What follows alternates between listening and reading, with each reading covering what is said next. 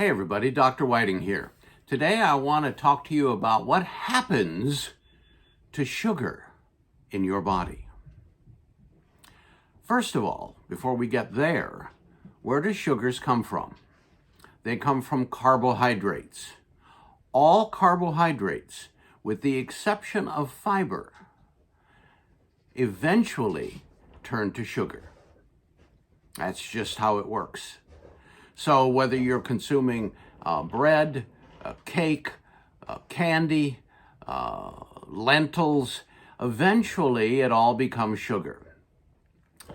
The body breaks it down and eventually turns it into blood sugar or glucose.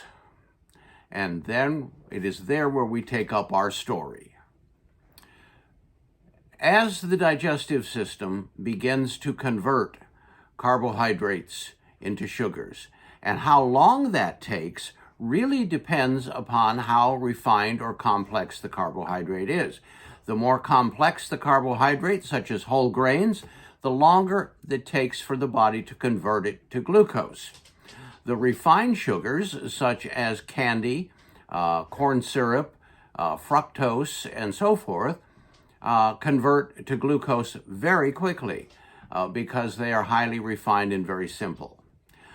Once the sugars from the digestive system have been converted to glucose, that's blood sugar, your blood sugar levels begin to rise. At which point, your little brain says, oh, that's not good. And your pancreas produces and secretes a hormone called insulin.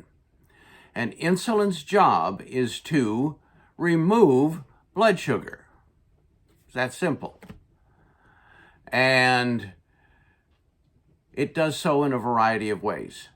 The first step in doing so is converting blood sugar to a substance called glycogen.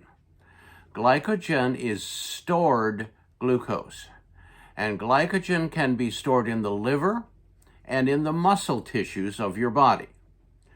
The problem is that the storage capacity for glycogen is relatively limited. There's just not that much space.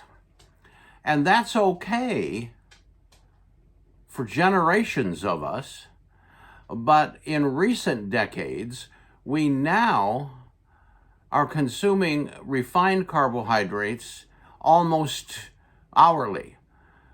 Some people are consuming some form of carbohydrate 3, 4, 5, 6 times a day. And what happens is that the body does not have that ability to store that much converted glucose into glycogen. So what happens?